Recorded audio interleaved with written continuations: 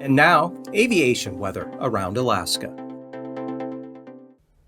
Greetings, I'm National Weather Service Meteorologist Peter Chan with your Alaska Aviation Weather Outlook on this Wednesday, May 15th, 2024. And the outlook will be for Thursday into Friday. And to start out, we've had a frontal system that is impacting the west mainland coast, and this will continue to be the case into Thursday morning. We have lower ceilings, visibilities in some areas of snow and a little bit of mixed precipitation, but also brisk southerly winds with the system. The front will push inland as we get through the day Thursday and weekend, but nevertheless widespread IFR conditions along areas of the Chukchi Sea, western areas of the Brooks Range down all along the west coast, Seward Peninsula, the YK Deltas into Bristol Bay and the northern portion of the Panhandle. Further west, we also have IFR conditions along much of the central western Aleutians. By Thursday afternoon, frontal system will be pushing inland.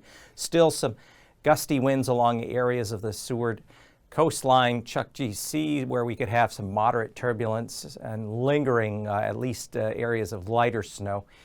Broad IFR conditions, though, across the lower Bering and across much of the Aleutian chain Thursday afternoon into Friday morning. We could see some IFR in areas of the inner channels and inner coastal mountains of the southeast.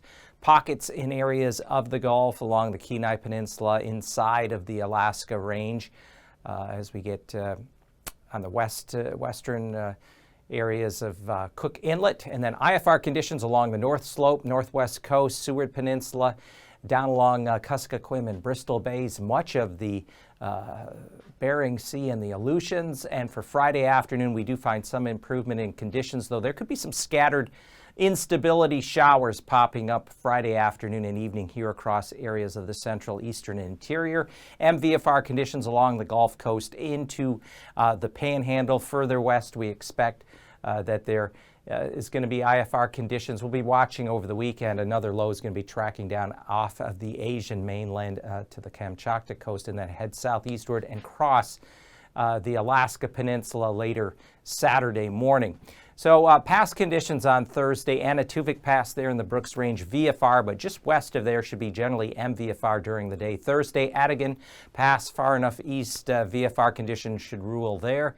Lake Clark, toward that more southern extent of the Alaska Range, IFR early becoming MVFR, otherwise Merrill Pass generally MVFR conditions expected Thursday. Rainy Pass, MVFR. As we come up to Windy Pass, we'll start out MVFR in the morning, giving way to VFR conditions, and then further east, Isabel and Mentasta Pass there across the eastern Alaska Range will generally have VFR conditions, dropping down in through the Copper River Basin, VFR at Tanita Pass.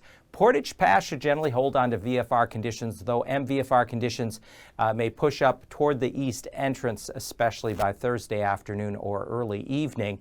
And then across the far northern portion of the Panhandle, we expect VFR conditions at both Chilkoot and White Passes.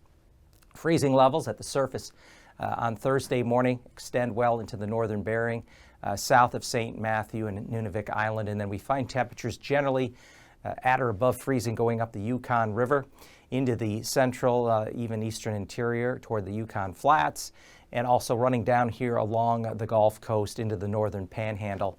Freezing levels aloft, there's a little bit of weak ridging over parts of western Canada, but nothing too pronounced, nothing that is bringing exceptionally mild or warmer air.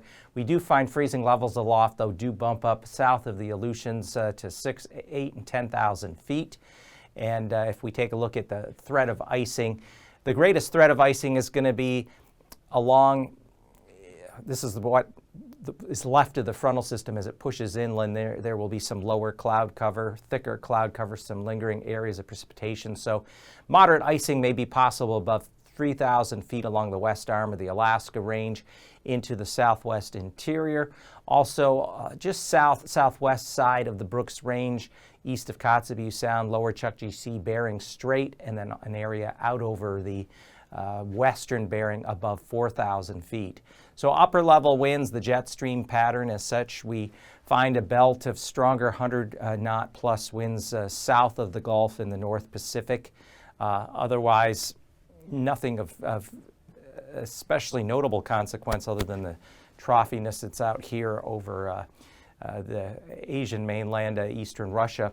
At 9,000 feet, 700 millibars, we find winds 35 to 45 knots along the central, western, northwest parts of the mainland, with a belt of stronger winds coming in off of the Kamchatka coast, upwards of 45 to 55 knots. Bring it down to 3,000 feet.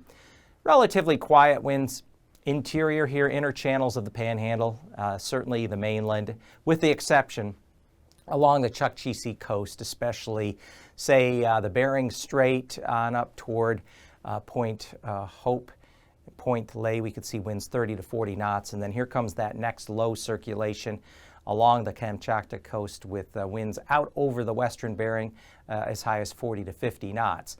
So the greatest threat of turbulence on Thursday will be in the northwest quadrant of the mainland, including areas of St. Lawrence Island and around Norton Sound. We could see some moderate turbulence, the Seward Peninsula, Kotzebue Sound, especially up to places like Point Hope on up to Cape Lisburne, surface to 4,000 feet.